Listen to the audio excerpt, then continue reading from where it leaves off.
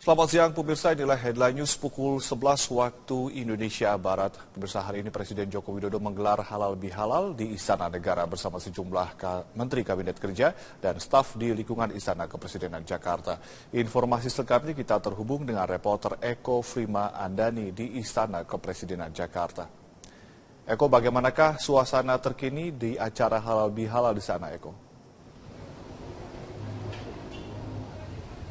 Ya, Ade, baru saja halal bihalal yang digelar oleh Presiden Joko Widodo baru saja selesai digelar. Ini memanfaatkan momen Hari Raya Idul Fitri 1437 Hijriah.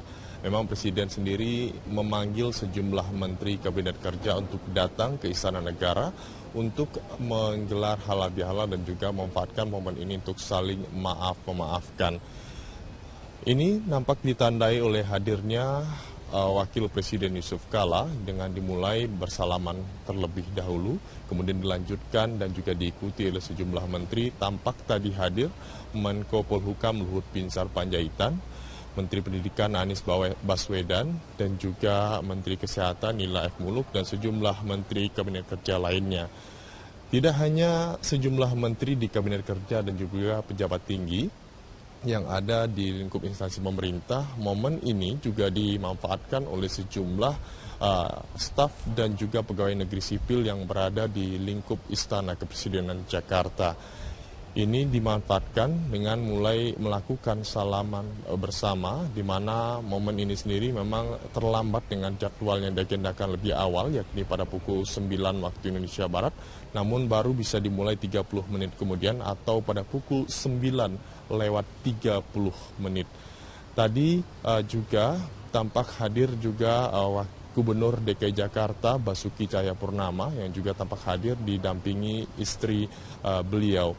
Memang ada, jika kita kembali ke belakang, Presiden Joko Widodo tidak hanya melakukan silaturahmi pertama kalinya di sini, namun juga kemarin di Istana atau Gedung Agung Yogyakarta, Presiden Joko Widodo juga melakukan halal bihalal bersama 3.000 warga yang ada di Yogyakarta. Namun sebelumnya kemarin juga Presiden Joko Widodo juga melakukan sholat Idul Fitri bersama masyarakat Sumatera Barat. Dan di sana Presiden setelah sholat Hari Raya Idul Fitri juga memanfaatkan momen tersebut untuk melakukan halal bihalal bersama masyarakat Sumatera Barat, tepatnya di pelataran Masjid Raya Sumatera Barat. Dan kali ini sejumlah tamu undangan yang tampak hadir di Istana Negara ini sudah mulai kembali ke kantor masing-masing dan juga bersiap untuk melakukan sejumlah aktivitas dan juga tugas negara.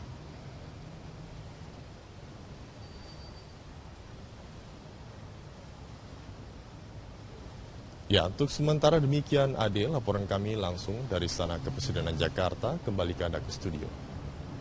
Eko Frima Andani melaporkan langsung dari Istana Negara. Terima kasih. Dan pemirsa, selamat pagi, Anda menyaksikan headline news pukul 10 waktu Indonesia Barat. Pemirsa, hari pertama kerja usai libur Lebaran, belum semua pegawai negeri sipil atau PNS yang tidak mengikuti apel hari pertama kerja. Di Medan, beberapa PNS membolos, sedangkan di Ciamis, di beberapa pegawai datang terlambat.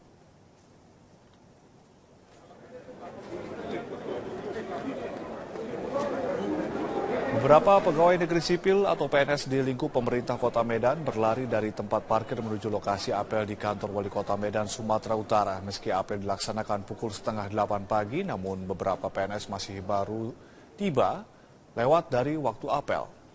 Dari 771 PNS di kantor Wali Kota Medan, 704 orang menghadiri apel, 46 PNS menjalankan sidak di sejumlah dinas, sedangkan 21 orang tidak hadir tanpa keterangan.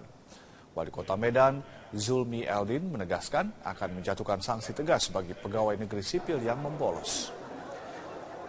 Sementara di kantor Pemda Kabupaten Ciamis, Jawa Barat, beberapa PNS kesiangan masuk kerja sehingga tidak mengikuti apel yang dipimpin langsung Bupati Ciamis Iing Syam Arifin. Mereka hanya berdiri di pinggir jalan karena dilarang masuk oleh petugas Satpol PP.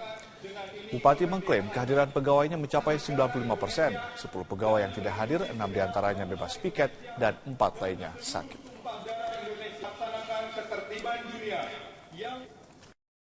Presiden Jokowi menuliskan prasasti di markas Kopassus Grup 2 Kandang Menjangan, Kartasura, Solo. Selain menuliskan prasasti, Jokowi melakukan pertemuan internal dengan jajaran TNI di wilayah Solo Raya. Pertemuan tersebut dilakukan Jokowi usai melakukan sholat Jumat di markas Kopassus siang tadi. Dalam pertemuan dengan jajaran TNI, Jokowi didampingi Panglima TNI Gatot Nurmantio dan Kapolda Jawa Tengah Irjen Pol Condro Kirono. Prasasti yang bertuliskan Kopassus Patriot Indonesia Sejati tak gentar mati demi menegakkan NKRI ini kemudian dibaca secara simbolis oleh Danjen Kopassus Maijen Muhammad Herindra.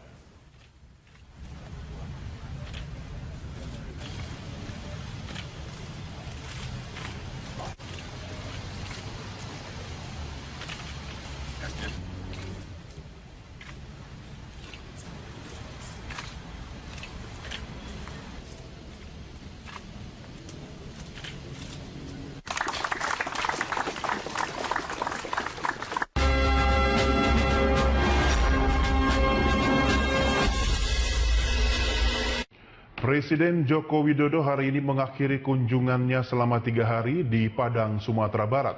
Presiden meninggalkan kota Padang setelah melaksanakan sholat Idul Fitri bersama belasan ribu warga. Jokowi mengaku terkesan dan mengapresiasi sambutan warga Sumatera Barat. Setelah sholat Idul Fitri bersama Ibu Negara Iriana dan 2 anaknya di halaman Masjid Raya Sumatera Barat, Jokowi bertolak ke Solo untuk berlebaran di kampung halamannya. Selama 3 hari di Sumatera Barat, Presiden menggelar berbagai kegiatan yang bersentuhan langsung dengan masyarakat. Presiden sebelumnya juga mengajak Menteri Sekretaris Negara dan Menteri Pekerjaan Umum dan Perumahan Rakyat untuk belusukan serta membagikan paket sembako dan buku tulis di 4 lokasi berbeda.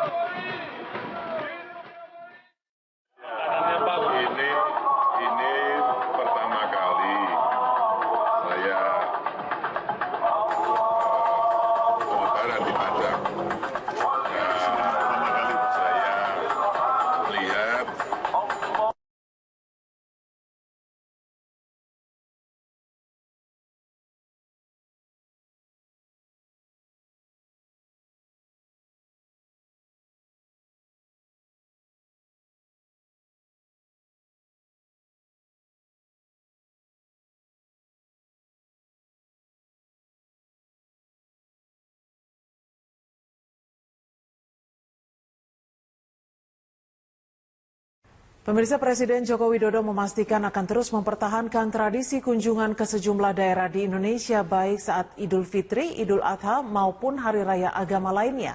Namun untuk Lebaran tahun depan, Presiden mengaku belum menentukan pilihan karena belum ada permintaan dari daerah. Kepastian itu disampaikan Presiden Joko Widodo usai sholat Idul Fitri dan mencicipi ketupat Lebaran di Masjid Raya Sumatera Barat Rabu kemarin. Menurut Presiden, tradisi berlebaran dan mengikuti sholat hari raya di berbagai daerah merupakan salah satu cara untuk menjalani silaturahmi dengan masyarakat.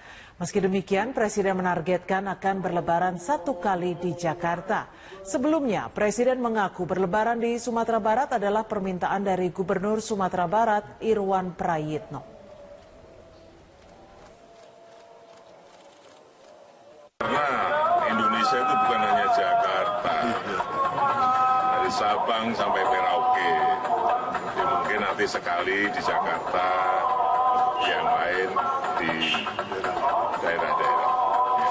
Baik nanti di Idul Fitri, Idul Adha, mungkin juga di Tahun Baru, di Natal, semuanya di daerah.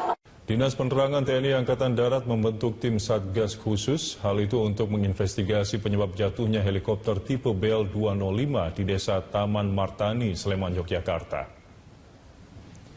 Kepala Dinas Penerangan TNI Angkatan Darat Brigjen Sabrar Fadilah mengatakan tim Satgas akan bekerja keras untuk menemukan penyebab jatuhnya heli, termasuk menemukan kotak hitam helikopter.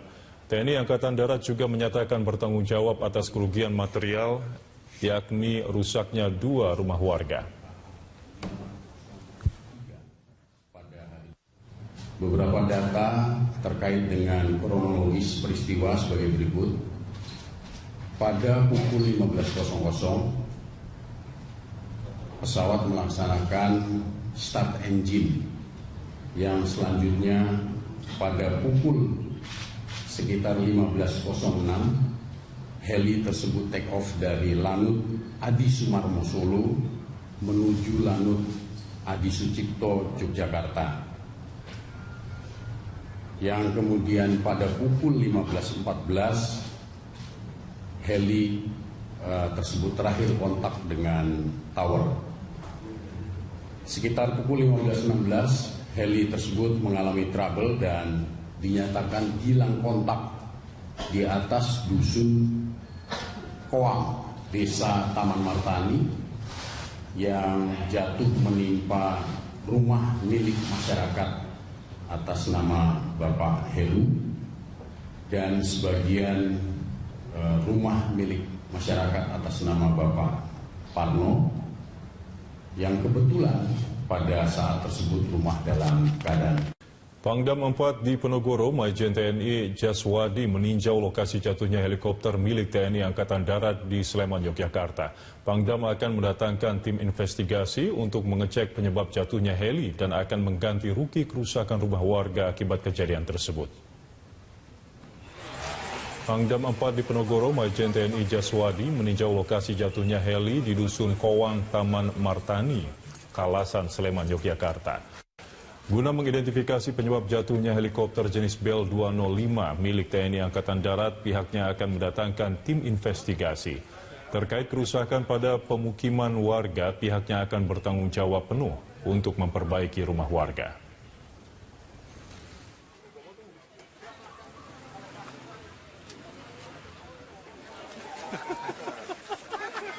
Dan tadi saya sudah koordinasi dengan Danpus Pernebat, tentunya sudah kita laporkan ke pimpinan di TNI dan tentunya akan membentuk satu tim investigasi yang nanti akan melihat secara keseluruhan penyebab dari kejadian ini. Kalau evakuasi tentunya nanti juga ada tim investigasi dulu ya. Ini sudah berangkat dari Jakarta. Semoga malam ini nanti sudah bisa akan melihat secara keseluruhan supaya kita bisa melihat secara utuh bagaimana ini bisa sampai terjadi kecelakaan. Ini jatuh menimpa apa sih dan di belakang? Ini sebetulnya menimpa agak sedikit. Ini ada 2 rumah, kemudian di salah